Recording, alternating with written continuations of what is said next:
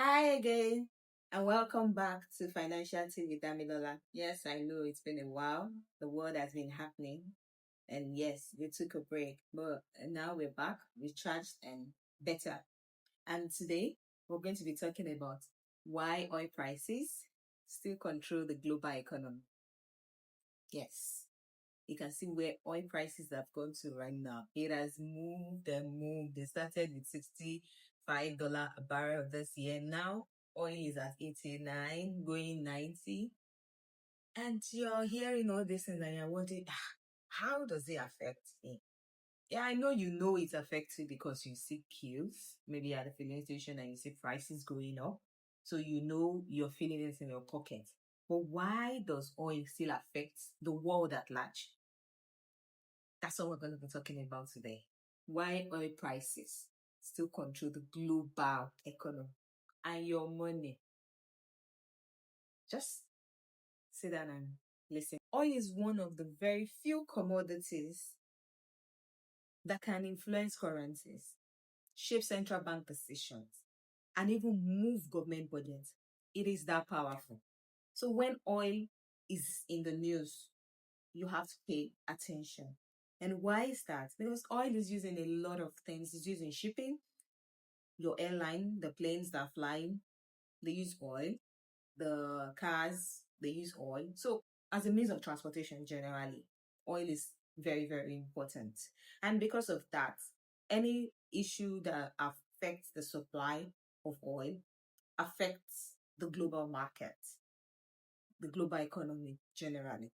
So if there's an issue with the production, the supply of oil, everybody's worried. And so right now, that's what is actually worrying the global economy. Why? I've already explained why. It's because of it is used for a lot of things. Even you and I, if you want to move from one place to the other, you need transportation, and what fuels that transportation is oil. Yes, there's a lot of talk about diversification, about electric vehicles and all that, but we're not yet there. We're still heavily dependent on oil. And so the people that have oil, they benefit when oil prices go up. And the ones that use it a lot, that don't have it or use it, they suffer in a way when oil prices go up. And examples of countries that actually benefit this period, Nigeria is one of them, Angola, and because they are oil exporters, and also the Gulf countries, the Gulf nations as we call them. So the Saudi Arabia, the United Arab Emirates, Iran, they all benefit right now because oil prices is going up. But now, when oil prices go down, those exporters, the reverse happens.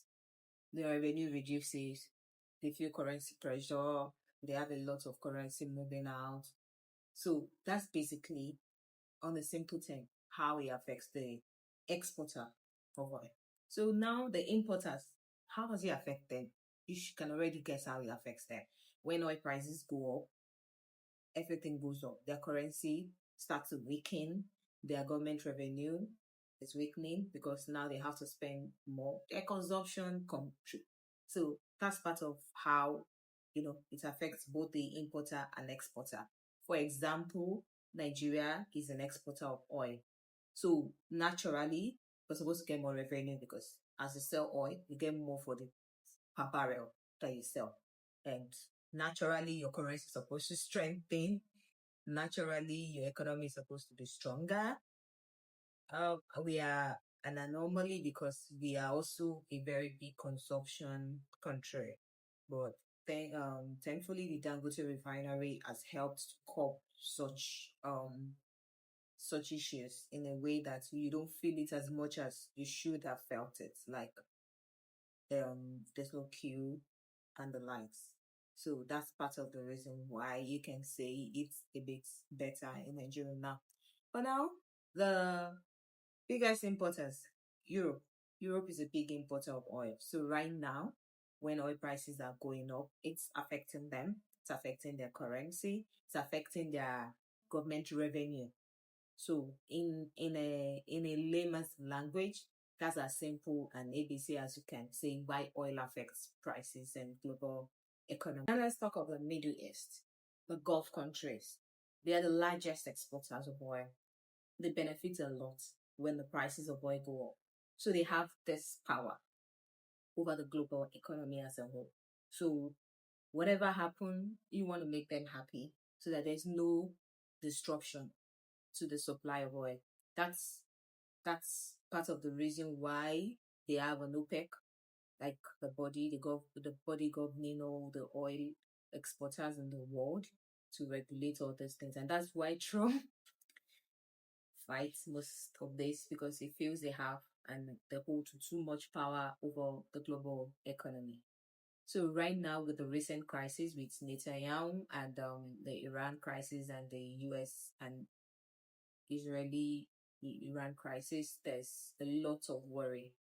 Reason being that the supply disruption, there's expected disruption in the supply of oil, and when that happens, I already mentioned what happens. There's everything becomes more expensive, and another reason why you don't want that is inflation returns.